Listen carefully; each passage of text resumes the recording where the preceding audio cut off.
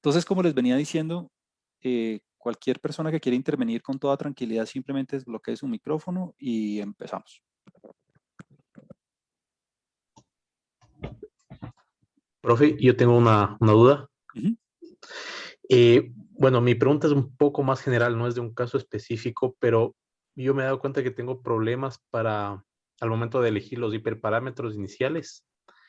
No sé cuál es la táctica o estrategia que se debe hacer. A mí, claro, me parece lo más, digamos, lo más lógico usar la data para sacar los hiperparámetros, pero usted había dicho que eso es como hacer trampa. Entonces, claro, a veces, como es la parte inicial, a mí me da miedo escoger un mal hiperparámetro y que me salga mal el algoritmo, entonces no, ahí estoy un poco perdido.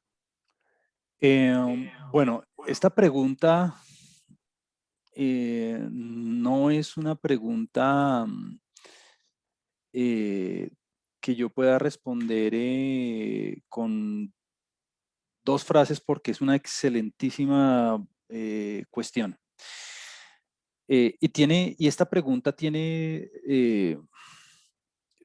de muchos lados por donde atacarse. Entonces, lo primero es que no es una pregunta fácil. Esta pregunta que me acaban de hacer, yo la veo usualmente como ¿cuál es el tamaño de la muestra que uno debe elegir? Cosas como ese estilo, que son preguntas tan fundamentales y como eh, tan importantes que, porque si ese punto de partida, si ese tamaño de muestra o si esa selección de los hiperparámetros no queda bien hecha, uno puede estar llegando a conclusiones que no tienen ni pies ni cabeza. Entonces, lo primero es, eh, no pienses que es como algo trivial o como que es algo súper fácil que yo simplemente no he entendido. No. Elegir bien los hiperparámetros es una tarea que toma tiempo, digamos, fortalecer. Incluso yo que ya llevo haciendo esto 10 años, yo a veces, dependiendo del modelo, cuando son modelos demasiado complejos, me quedo un rato largo pensando en cómo poner la previa. Entonces, aquí quisiera acotar, tratar de dar como, tratar de dar como un par de lineamientos para subsanar un poco esa inquietud. La primera es utilizando un poco la información que tenemos del problema. Entonces, algo que ustedes van a hacer en su próximo caso de estudio, de hecho les voy a dar 2 semanas para hacerlo porque este caso quiero que lo hagan con toda la calma. No es porque sea difícil ni nada de eso, no, sino que quiero que lo hagan con toda la calma del mundo para que tengan un excelente producto. Eh, entonces, lo primero que uno debería hacer es como tratar de sacar todo lo que tenemos disponible del problema para poderlo meter en la previa sin usar los datos. Ese es un primer punto, sin usar los datos. Cuando uno usa los datos, está haciendo técnicamente trampa, tal cual me estaban diciendo hace un segundo, porque la previa es mi estado, debe reflejar mi estado de información externo al problema, como precisamente es la previa, es mi estado de conocimiento a priori. Entonces, en ese sentido, perdón, aquí quisiera resaltar un poco algo que hicimos con el modelo jerárquico cuando hicimos la comparación de grupos. En ese caso, eh, tratamos de explotar toda la información que teníamos acerca de la elaboración de la prueba para meter esa información dentro de la previa. Por ejemplo, permítame, aquí yo doy un poquito de zoom. Eh, Cuando hicimos la comparación de grupos, teníamos una información auxiliar importante y era que todos los exámenes tenían como una media de 50. Todos los exámenes estaban diseñados para tener una media de 50 y una desviación estándar de 10. Y de hecho, pues aquí les adelanto un poco, mm, me puse a leer como el diseño de las pruebas aquí en el ICFES para las pruebas Saber 11 y las Saber Pro, y están diseñadas iguales, algo como muy estándar de acuerdo con un proceso de teoría de respuesta al ítem con un modelo de 3 parámetros. Eh, y eso es algo que nosotros deberíamos explotar a la hora de poner nuestros hiperparámetros. Entonces, por ejemplo, cuando estábamos hablando acerca de la media de las medias, fíjate que lo fijamos con una media de 50, porque esa era la información auxiliar que teníamos acerca de cómo fue diseñada la prueba y ahí en ese momento no utilizamos ninguna data. Lo siguiente fue, ¿qué tan concentrados deberían estar los promedios de los colegios alrededor de ese 50? Entonces lo que hicimos en ese momento fue ponerle una varianza de 25, o sea, una desviación estándar de 5. Y la conclusión que habíamos dicho es, pues poniendo esa desviación estándar de 5, lo que estamos garantizando es que el 95% aproximadamente, ¿no? Aproximadamente el 95% de las medias estén alrededor de 40 y 60, de dos desviaciones estándar del promedio que habíamos elegido. Alguien, si quiere, puede ser un poquito más, menos informativo, si se quiere, y en lugar de ponerle una desviación estándar de 25, hubiera podido poner, no sé, una desviación, una desviación estándar de 5, hubiera podido utilizar una desviación estándar tal vez de 10, por ejemplo. Lo que sí hubiera estado muy mal hubiera sido poner una desviación estándar de 100 o algo ya muy exagerado, porque entonces, como los puntajes están entre 0 y 100, si yo pongo una varianza demasiado grande, pues me voy a salir del rango de observación. Entonces, de alguna manera, aquí eh, una persona puede poner 25 como hubiera podido poner 30 y ambas situaciones estarían bien. Son diferentes estados de son diferentes calibraciones de un mismo estado de información. Y de alguna manera, yo por eso, en el próximo caso de estudio que ya lo tengo hecho y se los quiero compartir más bien pronto, yo les voy a decir cuál previa utilizar para, número uno, pues no, imagínense donde yo les dé la libertad de elegir la previa. En términos de calificación sería para mí una pesadilla, pues porque todos pueden utilizar una previa ligeramente diferente y todos van a tener resultados, digamos, si reflejan como el mismo estado de información, pues van a tener resultados aproximados, pero finalmente, en términos de ver si está bien o mal, entre comillas, pues sería muy difícil para mí hacerlo. Entonces, en ese sentido, está perfectamente bien poner aquí 25 como haber puesto 50, por ejemplo. Se respeta el estado de información que tenemos a priori. Y algo muy interesante de hacer sería ver la sensitividad de los hiperparámetros a los resultados, ¿no? Pues porque alguien me puede decir, pero si yo puedo elegir ahí cualquier cosa entre comillas, ¿no? Como 25 o como 30 o como 40, eh, ¿qué garantía yo tengo de que lo que estoy obteniendo es algo coherente y que refleje un estado de información real? Y es que uno puede hacer la inferencia con 25, luego repetir el mismo muestreador con 40, por decir cualquier cosa, y ver si los intervalos de confianza, si mis decisiones basadas en los intervalos de confianza y en la inferencia cambian mucho o no. Otro punto importante es que por ejemplo, este NU, este era el hiperparámetro relacionado con el tamaño de la muestra previo en el componente de varianza. Entonces, yo ese usualmente, y es la práctica usual, se hace de manera, se elige de manera muy, muy pequeñito, como 1 o como 2. Usualmente el 99% de las veces se pone como 1 para que el estado de información sea el equivalente al de una sola observación. Es un tamaño de muestra previo. Entonces, ¿qué estoy haciendo con eso? Que la previa sea poco informativa y concentrada alrededor de 100. ¿Por qué alrededor de 100? Porque teníamos conocimiento a priori de que los exámenes tenían una desviación estándar de 10. Entonces, alguien perfectamente puede decirme, bueno, está bien, yo podría haber puesto aquí un tamaño de muestra, no sé, de 2.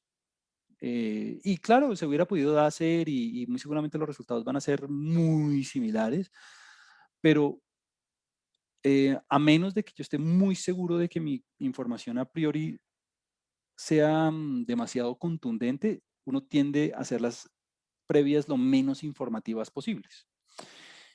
Eso es por un lado. Por el otro lado, hay otro truquito que yo utilizo mucho, y por eso decía que esta pregunta no es nada fácil, y es este. Supongamos que, aquí voy a hacer un comentario. Eh, yo tenía un estudiante de maestría hace poco y mm, él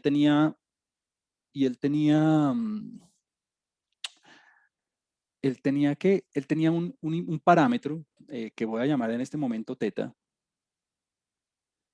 Él tenía un parámetro, voy a cambiar aquí de color. Él tenía un parámetro teta que a priori tenía una distribución gamma con parámetro A y B, digamos. Entonces, A y B eran los hiperparámetros, cantidades fijas conocidas, ¿no? Los hiperparámetros. Entonces él me decía, bueno, era otro modelo diferente, no les voy a dar el contexto, pues porque si no me gasto más tiempo del que debería. Pero esta era la previa.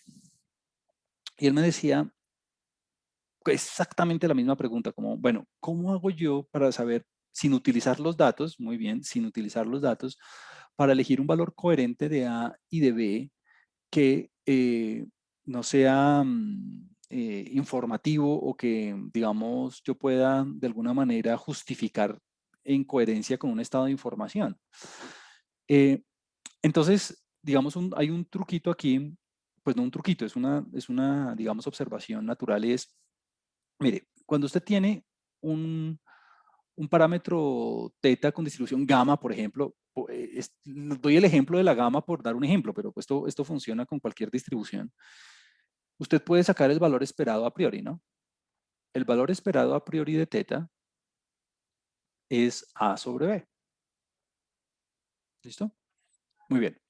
Por otro lado, usted decía, usted puede calcular también el coeficiente de variación de teta, a priori. ¿Cuál es el coeficiente de variación de teta? Bueno, el coeficiente de variación de teta, estoy seguro que todos lo saben, sería el valor absoluto, pero bueno, como una distribución gamma siempre tiene valores positivos, pues no hay ningún lío.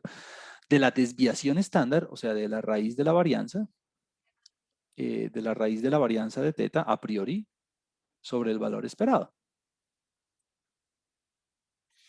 Entonces, cuando hicimos este cálculo, pues esto me quedaría, bueno, raíz de, la varianza de una gama es A sobre B cuadrado, y el valor esperado, pues ya lo teníamos arriba, sería A sobre B. O sea que, si yo hago esta operación, vamos a ver qué me queda. Me va a quedar, arriba me va a quedar raíz de A, abajo, bueno, un segundo, raíz de A por B, ¿cierto? Producto de medios sobre producto de extremos, raíz de B cuadrado. Bueno, mi punto es que este B cuadrado se cancela con este B, ¿no? Entonces me va a quedar aquí abajo A por B nuevamente. Y entonces me va a quedar, bueno, esto se cancela aquí, entonces me queda 1 sobre raíz de A, ¿no? Listo. Entonces mire que lo que tenemos son dos expresiones cerradas que involucran tanto A como B. Bueno, el coeficiente de variación involucra solamente A. Entonces yo le dije, dígame si usted quiere que a priori su estado de información sea poco informativo, pues este coeficiente de variación debería ser un coeficiente de variación alto, ¿no? Debería ser un coeficiente de variación que refleje un nivel de concentración eh, mínimo alrededor del valor esperado. Entonces, eh, básicamente lo que dijimos fue, bueno, cojamos este coeficiente de variación de teta e igualémoslo a 100%, a 1, por ejemplo, que es 100%. 100% indica un coeficiente de variación grande, ¿no? O sea, como eh, una dispersión excesiva alrededor del valor esperado. Y me decía, bueno, ¿por qué 1 y no 2? Pues sí, si quiere 2 también. Uno es como el valor estándar, pues porque es el valor del 100% de la volatilidad, o si hubiera querido hubiera sido el 50%. Digamos, usted sabe que en las estimaciones el DANE del 15% para arriba, eso es alta dispersión, hubiera podido ser 20, hubiera podido ser 25. Yo utilizo uno como por seguir la dinámica estándar. Y esto lo igualo a 1 sobre raíz de A, ¿no? O sea que si usted despeja el A, entonces le va a decir que el A debería ser 1, ¿no? Entonces, cuando usted utiliza A igual a 1, lo que está diciendo es que la concentración a priori alrededor del valor esperado del parámetro es baja, ¿no? Listo. Entonces, ¿qué me queda? Ah, pues elegir B. Entonces, en este momento, estoy en que el valor esperado a priori sería 1 sobre... Entonces, de aquí, haciendo esto, uno está diciendo entonces que el valor esperado a priori de teta es 1 sobre B. Bueno, entonces ahí, ¿qué hace uno? En ese momento, uno define con base en lo que sea relevante del problema, igualar este valor esperado a un valor razonable. Si fuera, por ejemplo, el promedio de los exámenes, sería 50, por ejemplo. O, bueno, ahí uno tiene que igualar este valor esperado a un valor razonable de acuerdo al contexto, de acuerdo al problema, para ver a priori sobre qué centro el promedio, sobre qué centro el teta. Si uno no tiene ni idea, por ejemplo, que el 50 uno no lo conociera o algo así, ahí lo que uno debería hacer es probar varios valores y testear la sensitividad de el hiperparámetro a la inferencia dependiendo de los valores que yo utilizo. Entonces aquí, digamos que de alguna forma la respuesta es, esto uno lo iguala a, lo voy a llamar así, E sub 0, que es un valor conocido que uno pone, o sea que B básicamente sería E sub 0 a la menos 1, y ahí pues ya uno tiene sus hiperparámetros. Entonces, no es una respuesta fácil. Hay muchas formas de licitar la previa. Esta es una que me parece a mí chévere. Vamos a ver en regresión, cuando empecemos a trabajar regresión, que hay unas 3 maneras, precisamente por esta pregunta que me acaban de hacer. ¿Cómo hago yo para reflejar mi estado de información cuando no tengo ni idea? Vamos a ver 3 maneras para elicitar los hiperparámetros en esos sentidos. 2 de ellas utilizando un poquito de la data.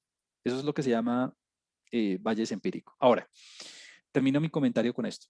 Sí, por cualquier motivo uno decide utilizar los datos para elicitar la previa, no es un pecado, pero hay que ser muy explícito al respecto y decir, yo analista utilicé métodos bayesianos, pero calibré la información previa utilizando esta parte de la data o esta porción de la data por tal motivo. Porque era computacionalmente conveniente, porque no había ningún estado de información, porque lo que fuera. Idealmente uno no debería hacer eso, pues para seguir la idea bayesiana pura, pues.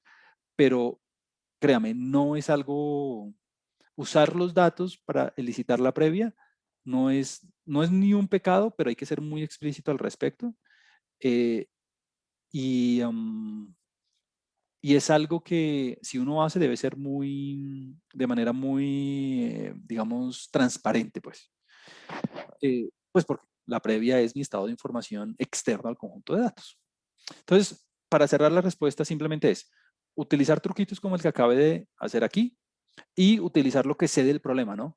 Que la media es 50 o que la desviación estándar es 10.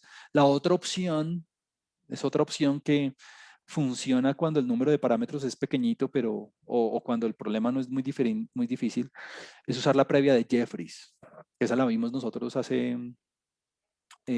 unas semanas. Bueno, unas semanas no, hace rato. La previa de Jeffries es como una manera de elicitar la previa de manera automática, pues, que sea invariante a transformaciones de los parámetros. Y créanme que hay toda una línea de investigación en ese sentido de cómo elicitar previas, eh, cómo elicitar previas no informativas. Eso es toda una línea de investigación en estadística bayesiana. Y es importante hacerlo porque cuando uno hace un paquete en R o en Python o lo que sea, uno tiene que ponerle valores default a los hiperparámetros, ¿no? Porque de forma que llegue el usuario, cargue el paquete, meta los datos y listo.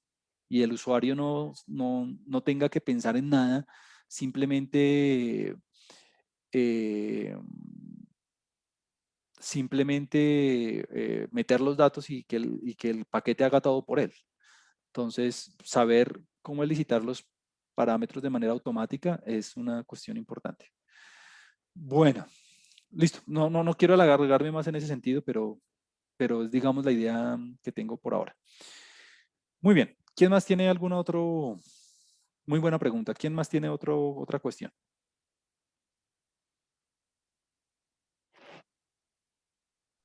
Buenos días, profe. Sí, buenos días. Profe, ayer, nosotros estábamos haciendo, pues revisando los talleres Ajá. y encontramos, pues pensamos que teníamos clara como la diferencia entre la necesidad de la distribución a priori, o sea, la aplicación de la distribución a priori y de la distribución perdón, de la distribución a posteriori y de la distribución predictiva a posteriori, o sea, como la utilidad. Ujú. Nosotros veíamos que los intervalos diferían, o sea, diferían de si yo estimaba el teta a posteriori y el teta y el y, y el Predictivo. y predictivo a posteriori, Ujú. pero no sabemos, digamos, como la aplicabilidad de las dos, o sea, como qué diferencia en la aplicabilidad de las dos y por qué dan diferentes y eso qué influye, o sea, como Ok, que no, ok, no ya nos queda como clara esa diferencia. Muchas creo gracias, profe. saber hacia dónde va la pregunta. Súper. Y, y cuando me la estabas haciendo, hubo una partecita que yo dije, ajá, aquí está la clave. Miren, eh, la diferencia es bien sutil, pero muy importante. O sea, como que la diferencia es clave y es, digamos, muy notoria, pero me encanta que hagan la pregunta, pues porque son cosas diferentes, pues. Entonces, miren, cuando, cuando yo tengo, cuando yo conformo el modelo, cuando en estadística bayesiana, cuando nosotros tenemos el modelo, eh, nosotros empezamos con la formulación de dos cosas. Empezamos con la formulación de la distribución muestral, ¿no? O de la verosimilitud, si usted lo quiere ver de esa manera. Es decir, yo necesito proponer eh, esta distribución, la de cómo surgen los datos dado un conjunto de parámetros. Entonces, esto yo lo tengo que dar, ya sea normal, ya sea binomial, ya sea Poisson, lo que sea. Esto lo tengo que dar yo. Y además, yo tengo que dar la distribución previa. Digamos que estos son mis dos ingredientes de inicio, ¿no? Como que sin esto yo no puedo arrancar en ninguna situación. Y creo que pues hasta ahí todos hemos estado alineados, pues. Como que sin la distribución previa, que es mi estado de información a priori o externo al conjunto de datos, y sin la distribución muestral, que es cómo surgen los datos dado un valor específico de teta, yo no tengo cómo arrancar. Si no tengo eso, no tengo cómo arrancar. Una vez tengo esto, yo ya puedo hacer los procesos de inferencia en tres sentidos, básicamente. Voy a discutir solamente dos de ellos, que son los que están relacionados con la pregunta. Entonces, una vez yo tengo esto, yo puedo hacer inferencia, ya sea en uno, hacer inferencia sobre teta, que es básicamente actualizar mi estado de conocimiento acerca de teta una vez yo observé los datos. Y la otra sería hacer inferencia,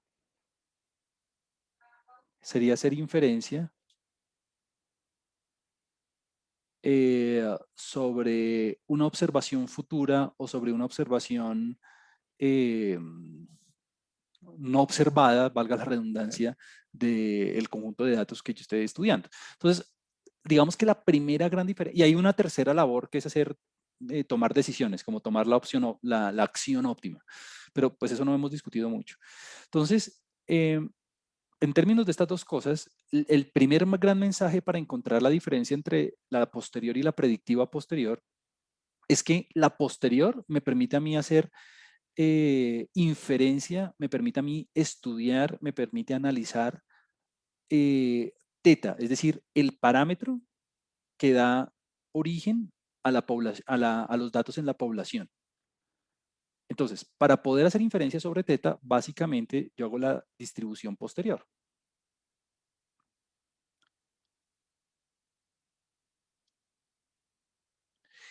Y si yo quiero hacer inferencia sobre predicciones de conjuntos de datos no observados en la muestra, ahí sí tengo que trabajar con la distribución predictiva. Entonces, el gran primer mensaje es, la primera diferencia es que la posterior me permite a mí hacer inferencias sobre la población en términos de los parámetros que rigen el proceso generativo de los datos, sobre los parámetros que caracterizan cómo surgen los datos. Mientras que la distribución predictiva me dice a mí inferencias, me permite a mí hacer inferencias sobre observaciones no observadas, sobre observaciones futuras, sobre observaciones predictivas precisamente.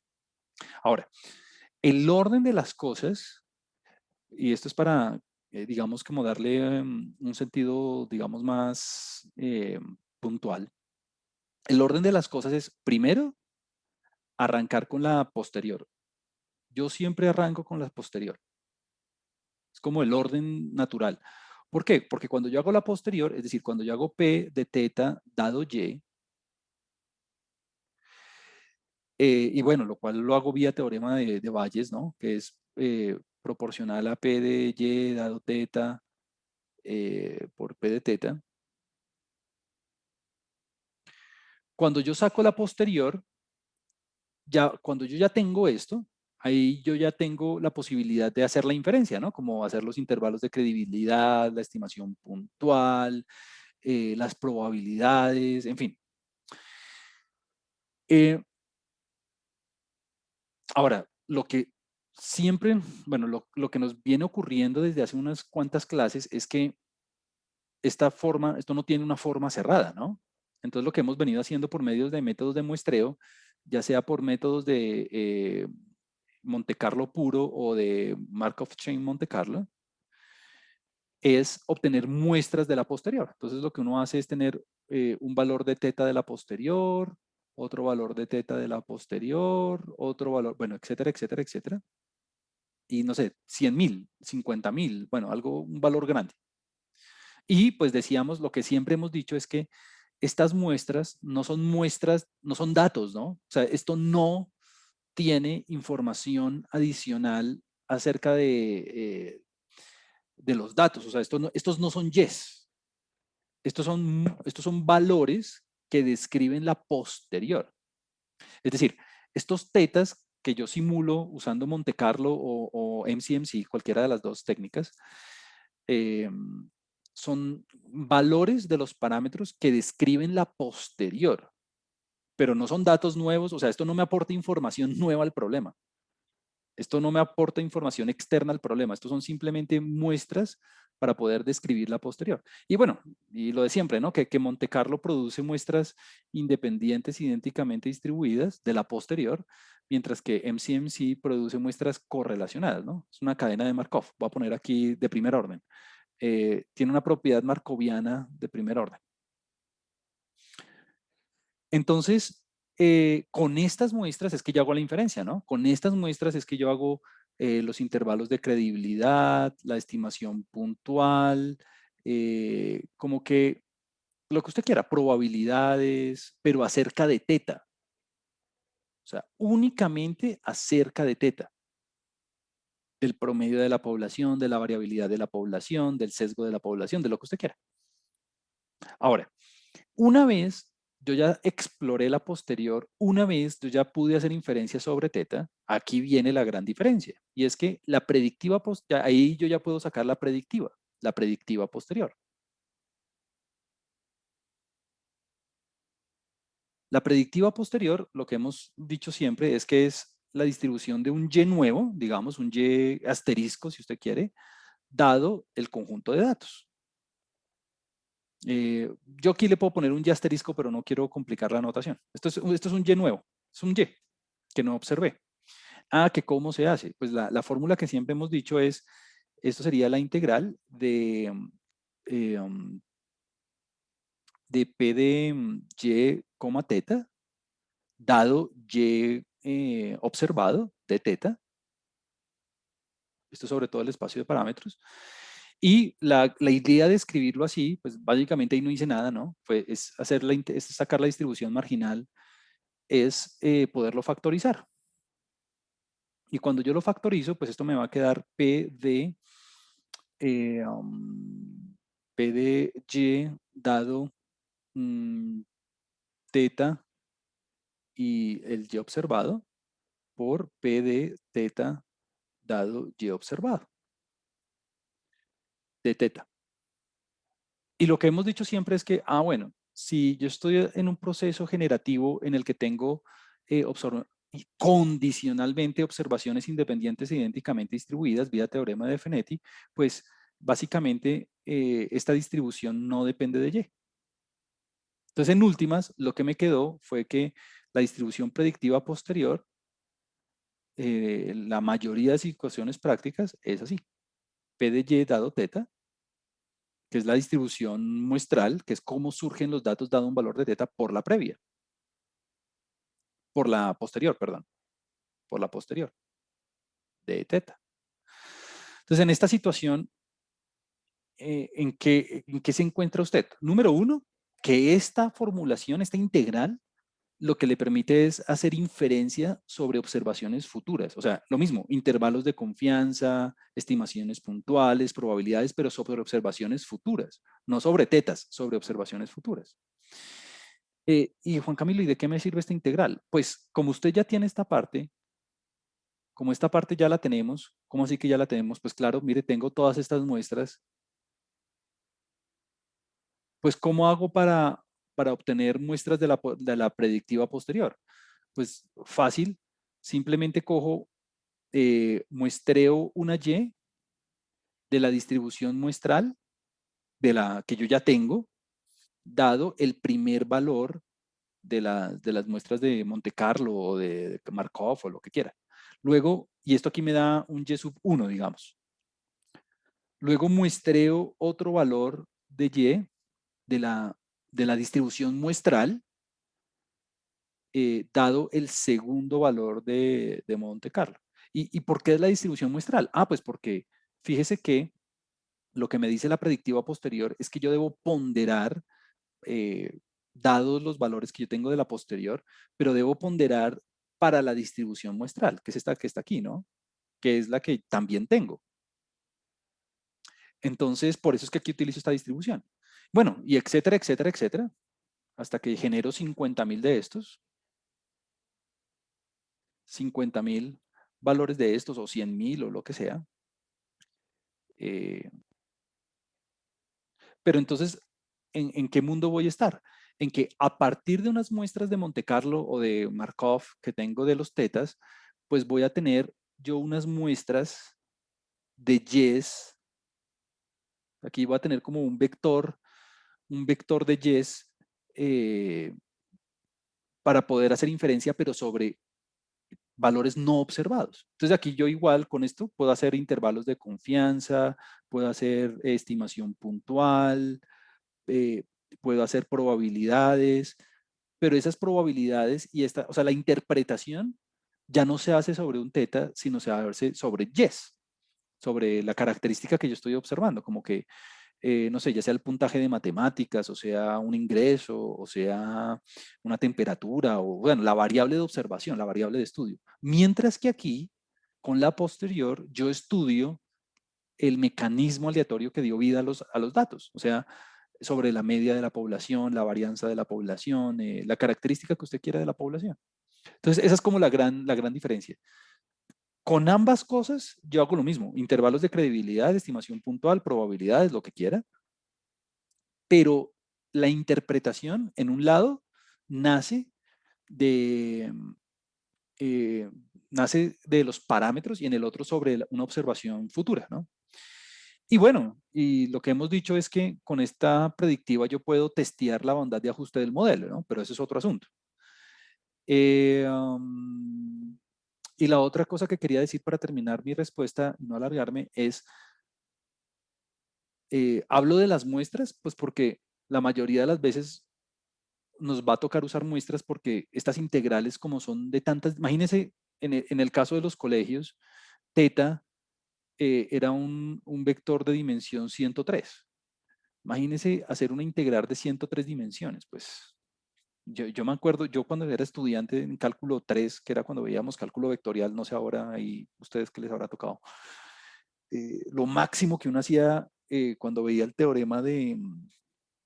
eh, el teorema de Fubini, cuando uno veía eh, el teorema de Gauss también, en fin, eran máximo integrales dobles y triples y eso. Y ya porque uno estuvo exagerado, pues. Entonces, la simulación pues es como nuestra salida para lidiar con este problema computacional. Entonces, esa es como la gran diferencia. Población y observación futura, pues. Que me sirve después para testear la bondad de ajuste del modelo y demás, pero bueno. Listo, es eso. Muy bien. ¿Quién tiene otra pregunta? Profe, yo tengo otra pregunta con respecto al tamaño efectivo de la muestra que nosotros hicimos en algún momento con un paquete en R. Sí. Entonces, más o menos mi duda, o sea, mi curiosidad era saber qué hay detrás, o sea, cómo calcula ese tamaño efectivo de la muestra el paquete. Ok. Pues esta me coge un poquito fuera de base, pero estoy seguro que la fórmula, bueno, esa es una muy buena pregunta, de hecho. La fórmula, estoy seguro, yo aquí tengo mis libros de Bayesiano, estoy seguro que Hoff debe tener esa fórmula en algún lado, lo mismo que Gell-Mann, entonces permítanme la buscamos aquí, porque la verdad no me acuerdo. Yo usualmente eh, utilizo el paquete para calcular el tamaño efectivo de la muestra. Entonces, a ver, eso debe estar por aquí. Ujú. Entonces, permítanme un segundo, yo busco la fórmula. Estoy seguro que debe estar en alguna parte por acá. Estoy seguro. Este es el error de Monte Carlo. Esta es la autocorrelación. Ujú. A ver, un segundo. Esta es la autocorrelación. Ok, creo que aquí está. Aquí está. Entonces, bueno, no voy a...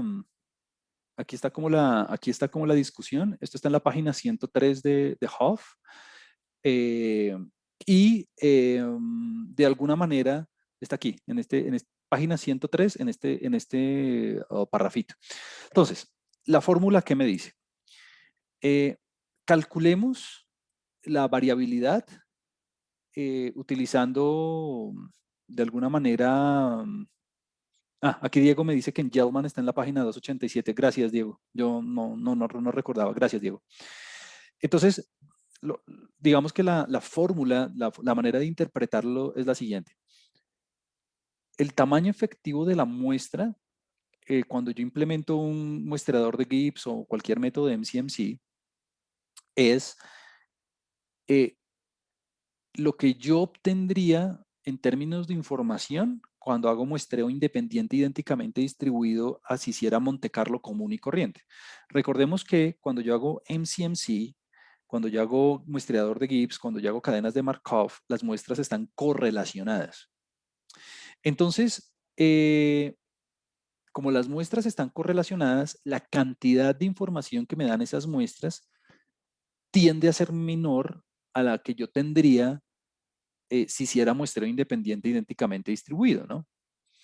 Entonces, ese tamaño efectivo de muestra es el tamaño, la cantidad, se puede interpretar como el tamaño de la muestra que yo hubiera obtenido de haber obtenido las muestras de manera independiente. Entonces aquí está la fórmula, aquí yo te dejo como aquí en la página 103 de Huff o en la página 287, como dice Diego aquí de Gellman, para que, digamos, la examines y demás. Pero si soy muy sincero, yo, digamos, este tipo de cositas como el tamaño efectivo de muestra, usualmente no las programo porque pues son de alguna, es como la autocorrelación. Aquí está la fórmula de la autocorrelación en una serie de tiempo. Son cosas que uno sabe cómo interpretar, pero que rara vez uno programa porque es como programar la función min, pues son funciones tan estándar que esas no vale la pena programarlas y uno sabe que eso está bien. Entonces, pero sí me interesa mucho la interpretación, como es la cantidad de información acerca de la distribución posterior que yo hubiera obtenido de haber hecho el muestreo de manera independiente con método de Monte Carlo común y corriente, en lugar de con una cadena de Markov. Es eso. Un buen ejercicio, y cierro mi respuesta con esto, un buen ejercicio sería, para ver si yo entendí, digamos, con la autocorrelación. Supongamos que yo no quiero utilizar la función de autocorrelación que me ofrece que me ofrece R, que es la función ACF. Entonces, una manera de, digamos, practicar mis skills computacionales es simplemente yo programo la fórmula y miro que me da lo mismo que me da el paquete, punto. Entonces, bueno, ahí ya te dejo la fórmula para que la examines y la puedas ver. Yo rara vez la programo. De hecho, creo que nunca la he programado en estos 10 años. Buena pregunta. Muy bien. Continuemos. ¿Quién tiene otra? Siéntanse libres de interrumpirme siempre que necesiten, ¿no? Yo ahí empiezo a dar como una explicación y eso, pero siempre ténganse libre de interrumpirme, ¿no? Profe, en el taller 6, en Ajá. la primera parte, que es de la normal conjugada, ahí nos ponen los parámetros y pues con Monte Carlo sale bien, sale fácil. Un Sin segundo, embargo, yo estaba... un segundo voy a abrir el taller. A ver, un Listo. segundito. Clases, taller 6. Taller, ahora se me perdió el taller 6. Aquí está, taller 6. Ajá. Ok, ¿cuál punto estamos mirando? La primera parte, la de los colegios. Ok, la de los colegios. Ok. Entonces ahí en el punto 2 tenemos que hacer con la conjugada, con la previa conjugada. Entonces, pues ya al sacarlo con Monte Carlo sale bien. Sin embargo, yo estaba pensando, si uno quisiera hacerlo con Gibbs Sampler, le toca cambiar esos hiperparámetros, ¿cierto? ¿Y cómo los cambia para que salgan resultados similares entre la entre Monte Carlo y el Gibbs Sampler propio? Porque Bueno, ahí esto es una buena próxima, esto es una buena buena manera de pensar. Vamos a ver si entiendo bien la pregunta y tú me corriges si me equivoco. Este modelo está hecho para trabajar con el modelo conjugado de la distribución normal, ¿sí? Aquí dice conjugate prior, listo. Entonces, si entiendo bien la pregunta y me corrige si no, ¿cómo hago yo para plantear más o menos la misma situación, pero en un caso semiconjugado en el que utilicemos un Gibbs sampler en lugar de la distribución conjugada? ¿Estoy en lo correcto? exacto, profe. Bueno, esto es una buena cosa. A ver, yo lo haría de la siguiente manera. Venga a ver si aquí, venga a ver si aquí pensando en borrador me sale bien. Entonces, en el caso conjugado, voy a pensarlo de las dos maneras. En el caso conjugado, la situación que tenemos conjugado, la situación que tenemos es una previa donde tengo la previa de la media y la varianza. Es una previa, digamos, un poco menos flexible porque aquí hay una dependencia funcional. Entonces yo tengo que esto es P de T de la media dado un valor de sigma. Y luego a sigma le pongo otra previa, pues. O sea, esto es por P de sigma cuadrado. O sea, como que yo factorizo. Ese es el caso conjugado. Y entonces lo que hemos dicho es que, si la memoria no me falla, es que, digamos, esta primera distribución sería una normal para teta, dado, creo que la notación era mu sub 0, y aquí, coma, la varianza sería sigma cuadrado sobre kappa sub 0,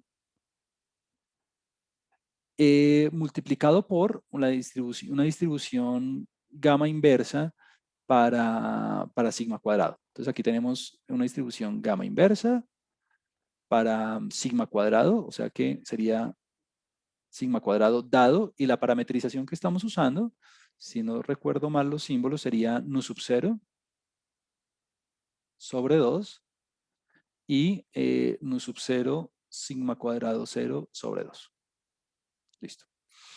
En el caso semiconjugado, o sea, en el caso donde toca utilizar Gibbs Sampler, vamos a ver cómo hacemos con una previa más o menos equivalente. En el caso semiconjugado, lo que yo tengo sería una previa independiente. Entonces, teta, sigma cuadrado. Esta es una previa un poco más flexible porque el estado de información de sigma cuadrado no depende del de teta y viceversa. Entonces, esto sería P de teta por P de sigma cuadrado. Entonces, es una previa formulada de manera independiente. O sea que, según la notación que teníamos, espero no utilizar una notación equivocada. Esto sería P de teta dado mu sub 0, coma. Y aquí el símbolo que estábamos utilizando creo que era tau cuadrado sub 0, si no estoy mal. Por, Sí. gracias, por, y la gamma, esta sí continúa igualito. Gamma inversa, sigma cuadrado.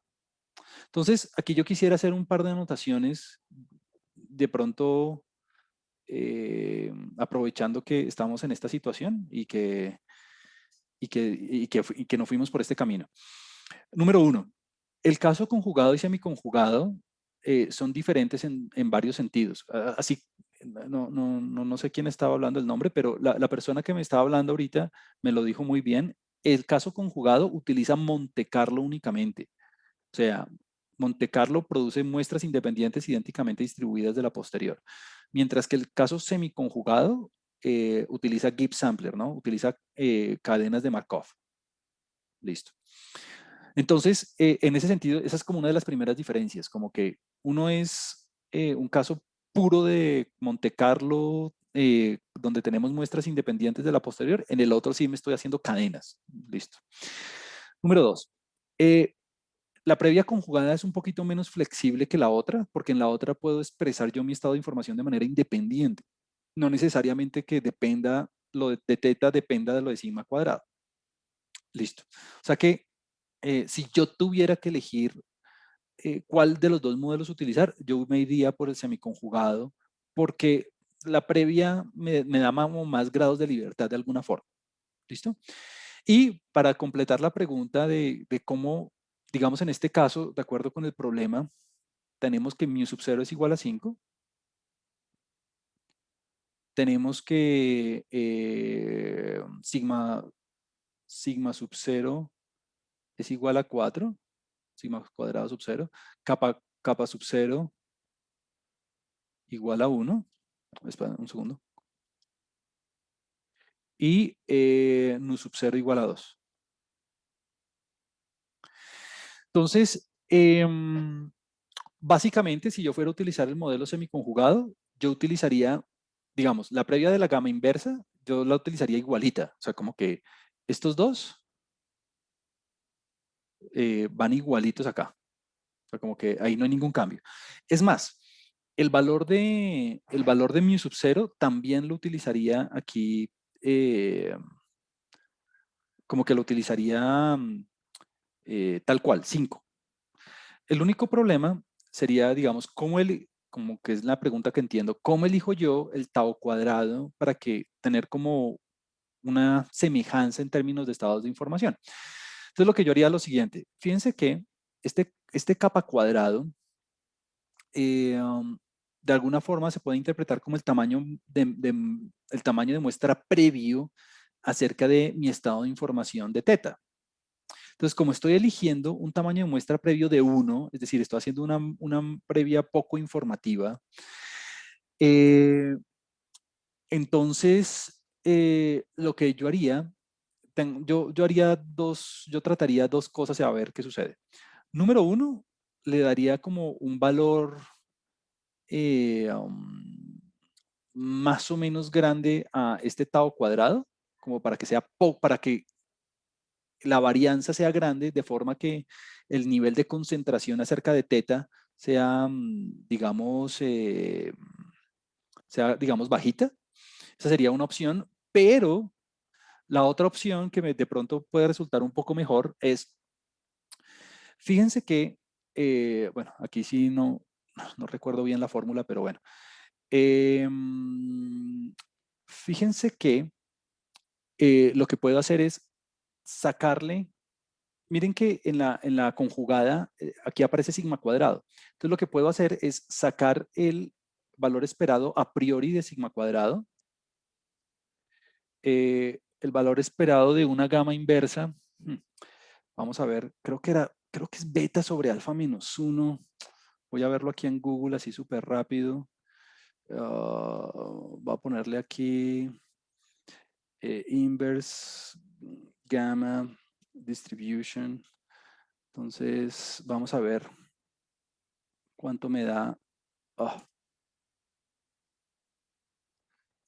Perdón, que estoy teniendo aquí problemas con este mouse. Entonces, vamos a ver cuánto es. Ahora agrandé mucho la pantalla. Aquí, vamos a ver cuánto es en una distribución gamma inversa, cuánto es la media. Beta sobre alfa menos 1. Beta sobre alfa menos 1. Perfecto. Entonces, aquí, perdón.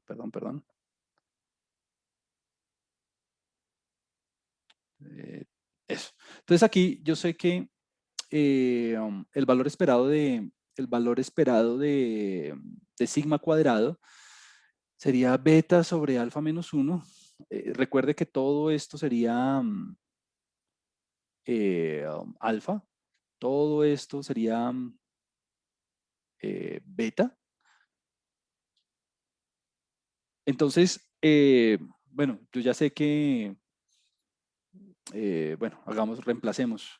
Beta que sería nu sub 0, que sería 2 por sigma cuadrado 0, que sería 4, todo sobre 2. Y ahora esto dividido alfa menos 1, o sea que sería, me va a dar un valor esperado infinito. No.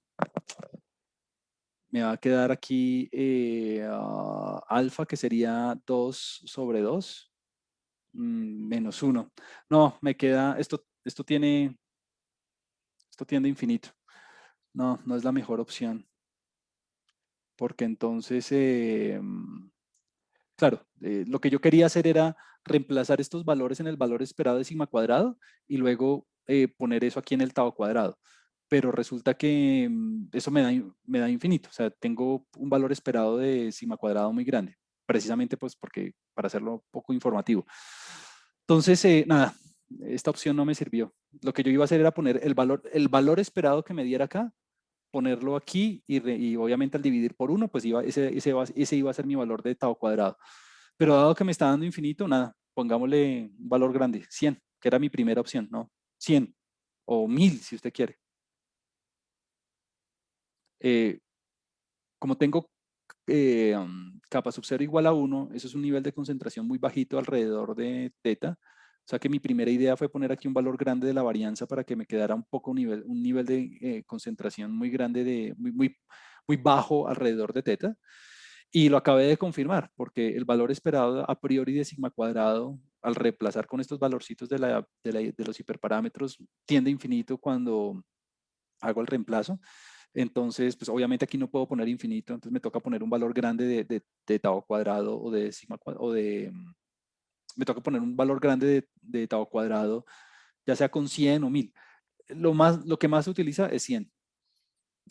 Algunos utilizan 1000, entonces lo que va a ver, como se vería esta distribución, sería aquí estaría 5, y la forma en que se ve esta distribución sería así como medio aplanadita, con un medio gorrito aquí, y así. Esto es un nivel de información bajo porque si ustedes se dan cuenta, la idea es tratar de hacerlo como medio uniforme, ¿no? Entonces, bueno, es eso. Entonces utilizaría 1000 o 100 y vería a ver qué me da. Y ya, eso es todo. Listo, muchas gracias, profe. Muy Vale. interesante eso.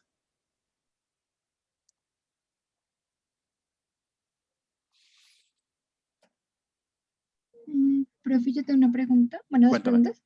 Cuéntame. En el taller 7, en el punto, regálame un segundo, en el punto 3, Dame un que segundo, decía, aquí lo estoy abriendo.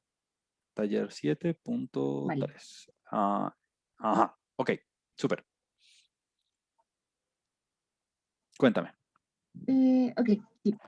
Entonces dice que grafique la densidad posterior para R y bueno, ahí no Ujú, hubo lío. Pero dice, y compárelo con el gráfico de la densidad a priori para R. ujú. No supimos cómo sacar esa densidad a priori. O sea, pues si bien tau cuadrado y sigma cuadrado distribuyen gamma inversa, pero no supimos bien cómo hacerlo. Ok, entonces, muy buena, chévere esta pregunta. Entonces, me dices que pudiste hacer la distribución a posteriori de R bien, ¿cierto? Ujú, Listo. sí. La forma en que yo haría la distribución a priori de esta, yo tengo dos opciones. La opción número 1, que es la más difícil y la que no haría, me dices por favor, no recuerdo bien la notación, me dices por favor cuál es la distribución a priori cuál es la distribución a priori de sigma cuadrado y de tau cuadrado. Es que no recuerdo la notación. Sigma Ok. cuadrado tiene distribución De... gamma inversa, ¿con qué parámetros? Regálame un segundo. Creo que era nu sub 0 sobre 2. Y aquí, sí, y aquí nu sub 0 sigma cuadrado Sigma sobre cuadrado. 2. Ujú, Ajá. Y en tau cuadrado creo que era lo mismo, gamma inversa. Y aquí creo con que eta sub 0. eta sub 0 sobre 2, ¿sí? Y aquí habíamos Ujú, puesto eta sub 0 tau cuadrado sub tau 0 sobre cuadrado 2, ¿cierto? sub 0. Muy bien. Ajá. Entonces, la primera alternativa, y que yo no lo haría así, es muy difícil, o la verdad me daría mucha pereza, es, bueno, yo tengo una variable aleatoria que se define como tau cuadrado sobre sigma cuadrado más tau cuadrado, ¿cierto? Entonces, la primera alternativa sería, pues, yo tengo que sigma cuadrado es gamma inversa, yo tengo que, y yo obviamente conozco los hiperparámetros, yo tengo que sigma cuadrado es gamma inversa, entonces la primera alternativa sería ponerse a hacer cálculo, o sea, sería ponerse a aplicar el teorema de la transformación y derivar, como que obtener analíticamente, analíticamente la función de densidad de R. ¿Por qué? Pues porque si tú tienes sigma cuadrado y tienes tau cuadrado, pues te puedes poner a hacer el teorema de la transformación con el jacobiano y toda esa vuelta para ponerse a hacer uno la distribución, digamos, la distribución de R a priori. Y obviamente esta distribución va a depender de nu sub 0, va a depender de sigma cuadrado 0, va a depender de eta sub 0 y va a depender de tau cuadrado 0. Pero repito, esta no es la forma en que yo lo haría, porque mientras me pongo a hacer el jacobiano, sería muy largo la verdad me daría pereza. La forma en que yo sí lo haría es hacerlo con simulación. Entonces la forma en que yo haría es que, mira que tú el nu sub 0, el sigma cuadrado sub 0, el eta sub 0 y el tau cuadrado sub 0, todos lo tienes, ¿no? Lo tengo. Entonces Entonces, la forma en sacar la previa de R con simulación es fácil. Generas, no sé, voy a poner 100.000 muestras o 50.000 o el número que tú quieras, 5.000 o bueno, un valor grande. Yo haría 50.000. Genero 50.000 muestras de, de sigma cuadrado, independientemente de la distribución gamma inversa, ¿no? ¿Cómo generas tú muestras de una gama inversa? ¿Cómo se generan? Con 1 sobre R gamma o con la función que... Súper. 1 sobre R gamma, perfecto. Entonces, haces 1 sobre, exacto, 1 sobre R gamma utilizando este valor de nu y utilizando este valor de sigma cuadrado. Y ahí te dan las muestras, ¿listo? Luego, haciendo lo mismo, sacas muestras a priori de tau cuadrado 1, tau cuadrado 2, bueno, etcétera, etcétera, etcétera, etcétera, etcétera. Bueno, tau cuadrado b. Y lo mismo, 1 sobre R gamma, ¿no? Porque 1 sobre R gamma, porque también es gamma inversa. Obviamente vas a utilizar eta sub 0 y tau cuadrado sub 0. Y una vez tú ya tienes estas muestras, pues ya fácil, ¿no? Porque con este valor y con este valor ya generas tú un R sub 1, ¿no? Un R1. Luego, con estos dos valores generas un R2. Luego, con estos valores ya generas un R100.000, digamos. O sea que en últimas, tú vas a terminar con un vector o con una concatenación o con una matriz o como, no sé cómo tú los almacenes, de Rs. Y ya con estos Rs, pues ya tú puedes hacer como el histograma si quieres. Y encima del histograma, o bueno, no necesitas hacer el histograma, puedes ponerle ahí la estimación kernel de la función de densidad. Estimación kernel de la función de densidad. ¿Cómo haces tú la estimación kernel en R de una función de densidad? ¿Cuál es recuerdas el código? Con density. Density, perfecto. Y entonces ya tienes la curvita y con esa curvita no necesitas, si quieres puedes hacer el histograma, pero ya con esta curvita pues ya puedes compararla con la posterior. O sea, mi punto es, tienes muestras a priori y tienes muestras a posteriori y haces el histograma de ambos. Listo. Ah, ok. Es que habíamos pensado en la simulación, pero no estábamos seguras si estaba correcto. Súper. Yo creo que, y esto es un mensaje, digamos, general, como que surge de esta pregunta y es, yo desde que desde que empecé a trabajar con simulación, yo la mayoría de cosas, si la puedo hacer con simulación, la hago con simulación. O sea, como que finalmente los márgenes de precisión son tan buenos que claro, pues sería chévere tener analíticamente la fórmula y ver qué distribución es y ver como las matemáticas y que el jacobiano y que la cosa, pero si voy a tener una función de densidad al final, pues, y la puedo graficar, pues ya, ahí está. Ok, listo. Súper, Muchas gracias, profe. súper. Y la otra pregunta, yo te había escrito al correo, Ah, que era sí, ya más de recuerdo. código. Ajá. Es que ahí me confundí, porque bueno, había hecho force para una cosa, para otra, y al tratar de cómo juntarlos, me confundí. O sea, no...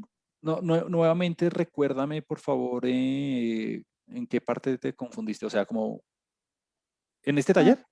no, en el taller 5, en el punto 3. Taller 5.3. Déjame abro el taller 5. Ah, en este creo que teníamos una solución, ¿cierto? No, creo que estaba en el del 6. Ah, no, en este no tenemos solución. Ok. Sí. ¿En el punto qué? 13. En el punto 3C. Ok. Bueno, decía que repitiera los numerales A y B Ajá. y cambiara teta B menor a teta A por la media muestral. Por la predictiva, ¿no? De la media muestral de la predictiva. Ujú. Ajá, correcto. Entonces, bueno, digamos que repitiendo bueno, hice la A, el B, y en el CA, pues saqué como las predictivas posteriores con RPOIS, pues poniéndole el tamaño de muestra, el parámetro que teníamos después de hacer o sea, ya actualizando los parámetros, y pues fui guardando el vector con las medias de esas predictivas que iba saliendo y pues me quedaron los dos vectores de las medias y bueno, ahí los comparé para la parte como sea, por así decirlo. Pero en la C del B, como ya había que incluir esa parte del M, cambiando el M para la distribución de tetas sub B, me confundí con los for para eso y para sacar las medias de... Ya sé a dónde vas. Permíteme, hago un par de aclaraciones y tú me dices si estás de acuerdo o no. Entonces, mira, digamos que esta pregunta está muy ligada con la que me hicieron ahorita de que cuál es la diferencia entre la predictiva y cuál es la diferencia entre la predictiva y la posterior. O sea, que cuál es la diferencia entre el teta dado y entre el y asterisco dado y.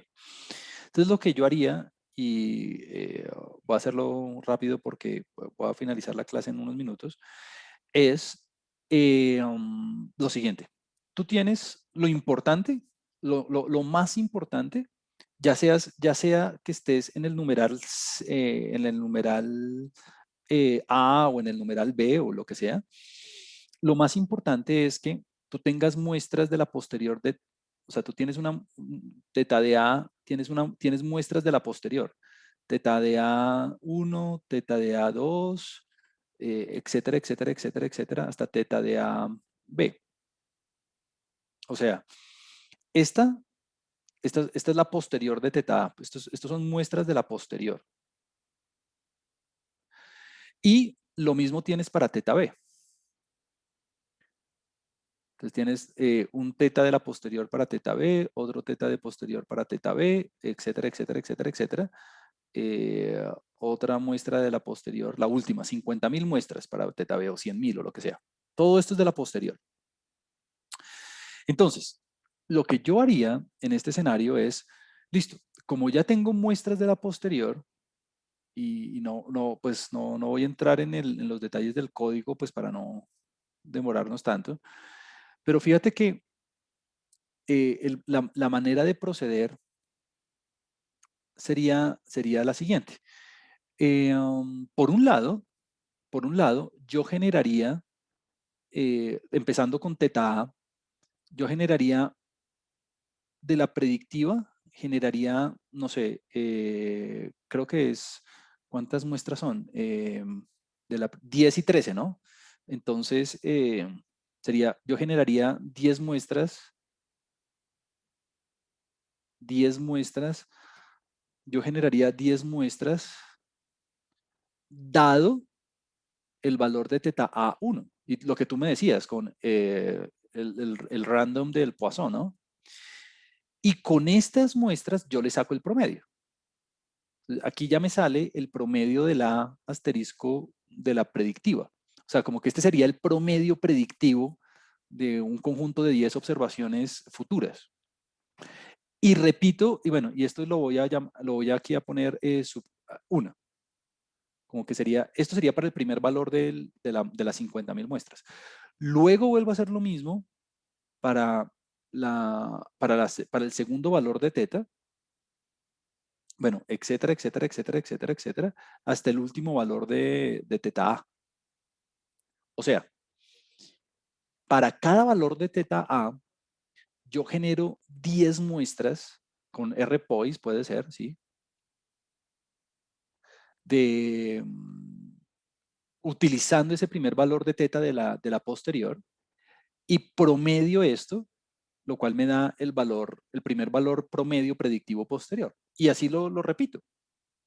Ahora, lo mismo vuelvo a hacer para teta B. Obviamente vuelvo a utilizar RPOIS, pero en lugar de utilizar teta A1, pues utilizo el teta B1. Entonces, aquí tú vas a obtener muestras de teta de la predictiva, pero para el segundo grupo. Bueno, y así hago con con la segunda muestra. Aquí me equivoqué. Aquí sería, aquí sería para el primero, la segunda muestra, etcétera, etcétera, etcétera, hasta la última muestra. Aquí. Entonces, fíjate que lo más importante es que tú tengas muestras de la posterior, tanto para A como para B. Con las muestras de la posterior de A y de B, ahí sí puedes generar la predictiva, los promedios de la predictiva, tanto para A como para B. Entonces, ya como tienes los promedios de la predictiva, pues calcular esta probabilidad de teta B menos, ¿cuál es la probabilidad de que el promedio del B predictivo sea menor que el promedio del A predictivo? Pues es fácil, porque lo único que tengo que hacer es ver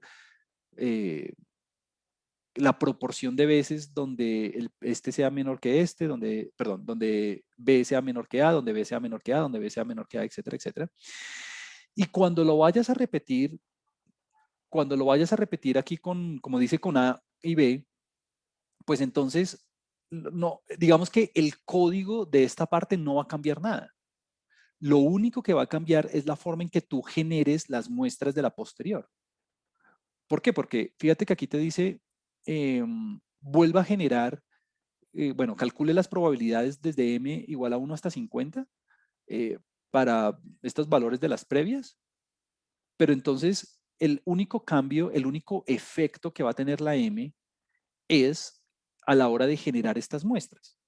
Entonces, con las muestras nuevas que tú tengas para M1, M2, M3 o M4, lo que sea, ahí sí vuelves a generar los promedios de predictivos. Pero la parte del código para, digamos, hacer la inferencia de la probabilidad no va a cambiar. ¿Por qué? Pues porque es que estas muestras predictivas dependen literalmente de las muestras de la posterior de A y de B. Sí, Entonces, o sea, en ese sentido, si tú tienes bien, o sea, esta partecita nunca va a cambiar. Lo que va a cambiar es cómo sacas las muestras de la posterior. Pero te interrumpí.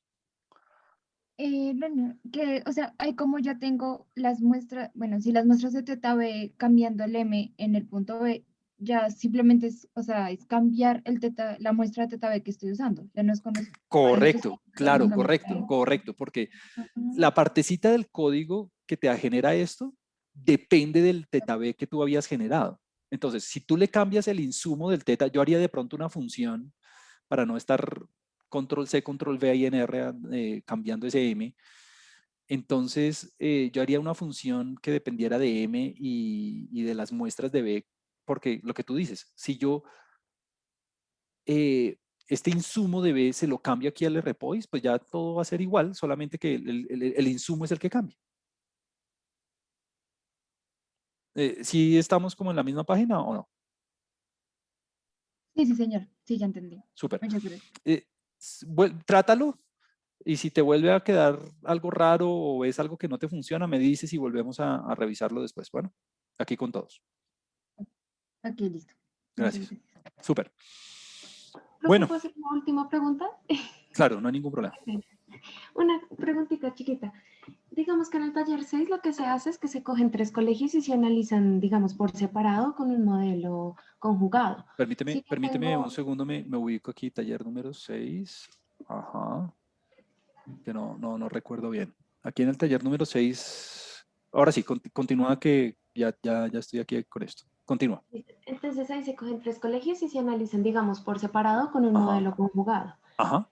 Si yo, digamos, decido tener estos 3 colegios, analizarlos por separado y hacer un modelo semiconjugado y comparar la inferencia, digamos, teta 1 menor a teta 2, eso está mal hecho porque, pues, digamos, en sí yo tengo, por ejemplo, la opción de que tenga todas las medidas diferentes y todas las varianzas diferentes y pues hacer un multinivel de varias jerarquías. Pero entonces, si yo simplemente cojo y los analizo por separado con un semiconjugado individualmente, ¿eso está mal hecho? No. Bueno, aquí dijiste muchas cosas, pero voy a tratar de resumirles. Tienes aquí los 3 colegios, entonces tienes 3 opciones. Opción 1, por separado, hacer un modelo conjugado, que creo que es lo que dice aquí, ¿no? Listo. Opción 2, volver a hacer lo mismo por separado, con un modelo semiconjugado, que es un poco lo que me decían hace un segundo de cómo plantear la previa cuando era un caso semiconjugado. Pero entonces, en esas primeras 2 opciones, tú estás ajustando el nivel de manera independiente. Entonces, coges la data del colegio 1 y ajustas el modelo y sacas tus tetas. Coges la data del colegio 2, ajustas tu modelo y sacas tus tetas y así sucesivamente. Ahora, la tercera opción es mucho más complicada. No está mal, es una muy buena idea, no está mal, es una muy buena idea, pero pues obviamente hasta ahora no lo podíamos hacer porque no habíamos visto el tema, es hacer el modelo multinivel de esto. Si haces el modelo multinivel de esto, ahí ya estarías haciendo un pasito más porque estás extrapolando la información entre los colegios. O sea, eso sería mucho mejor en el sentido de que no estás ajustando los modelos independientes, sino que estás compartiendo, estás haciendo lo que hemos llamado shrinkage, ¿no? Estás compartiendo la información a través de los colegios. Son las tres alternativas. Si decides irte por las primeras dos, o sea, un modelo conjugado o semiconjugado para hacer los análisis, perfecto, súper bien, no hay ningún problema. Sea de forma conjugada o semiconjugada, es digamos, es equivalente de cierta manera. Si decides hacerlo por la tercera, lo cual, pues yo no lo haría porque en el taller número 7 básicamente te pido hacer lo mismo, porque pues en este punto no habíamos visto lo de los multinivel, entonces también se podría. Ahora, como son 3 colegios apenas, la cantidad de información que vas a compartir, el shrinkage que vas a hacer a través de todos los colegios, pues no es tanto porque son apenas 3 colegios. Entonces, pero se podría también. Entonces, no está mal, no está mal, es una buena idea, solamente que no te pongas a hacerlo multinivel porque en el próximo taller ya te lo pido y ahí ya puedes practicar eso. Aunque si lo quieres hacer chévere, pues para comparar. Ok, vale, profe, ¿Sí gracias. es Pues era eso una pregunta. a lo que ibas o ibas a otra cosa? Pues sí, o sea, no era por el taller, sino en general, o sea, como si Ah, estábamos ok. hacerlo por separado. Pero pues sí. Entonces, si fuera en general, si yo tengo un número de grupos chiquitico, hacerlo independiente o hacerlo multinivel va a dar más o menos la misma cosa. Porque como tienes un número de grupos chiquito, la cantidad de información que estás compartiendo a través de los colegios no es tan grande, o sea, el shrinkage no va a ser tan grande. Entonces, las dos maneras serían equivalentes.